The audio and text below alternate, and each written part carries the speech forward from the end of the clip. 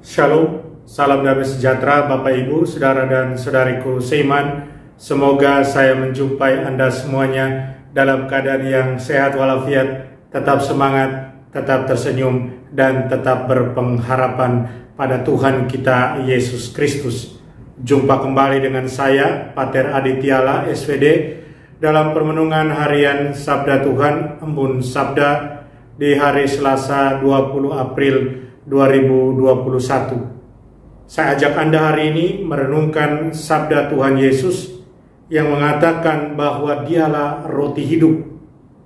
Kita harus datang dan percaya padanya supaya kita tidak lapar dan haus lagi.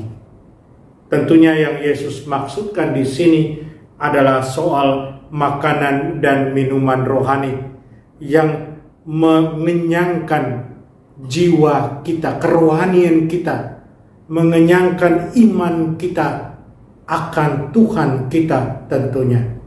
Saudara dan saudariku yang terkasih dalam Tuhan Yesus, ciri-ciri orang yang lapar dan haus adalah mereka yang bermuka pucat, kering, tidak segar, dan selalu terlihat loyo, selalu terlihat lemah.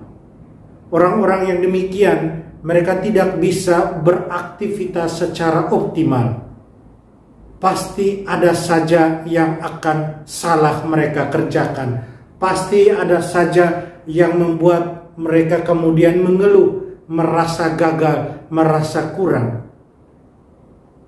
Karena mereka ada dalam situasi yang lapar dan haus.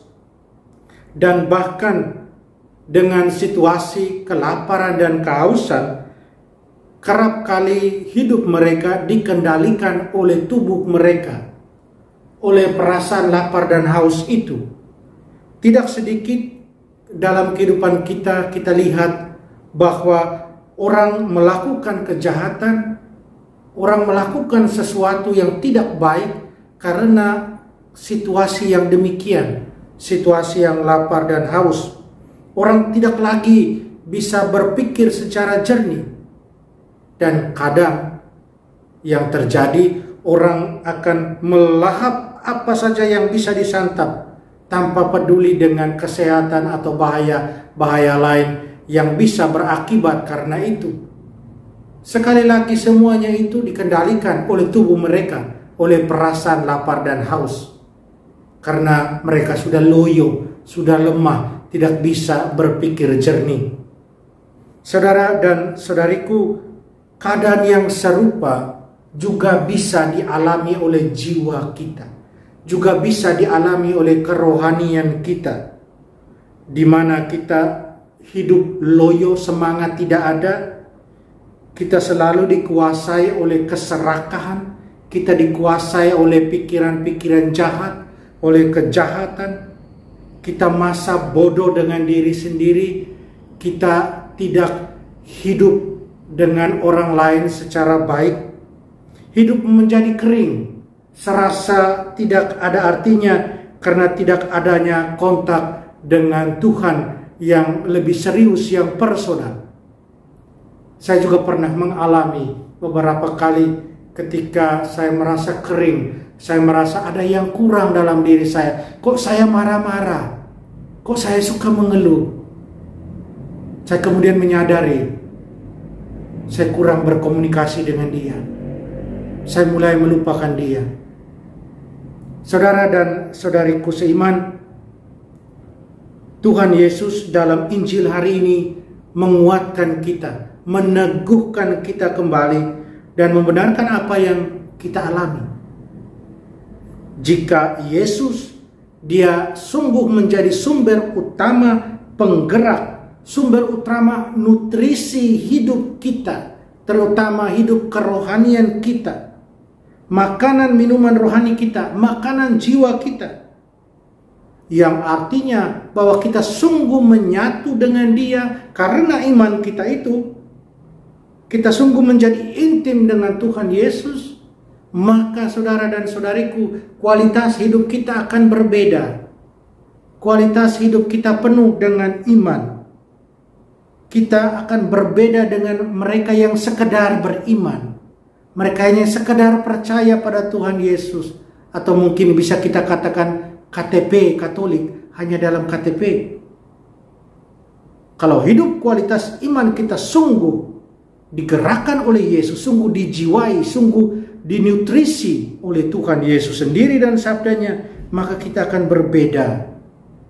Berbeda dengan mereka yang beriman tapi tidak menyatu dengan Tuhan Yesus. Yesus bersabda hari ini dalam Injil, saudara dan saudariku, "Akulah roti hidup. Siapa saja yang datang kepadaku, ia tidak akan lapar lagi.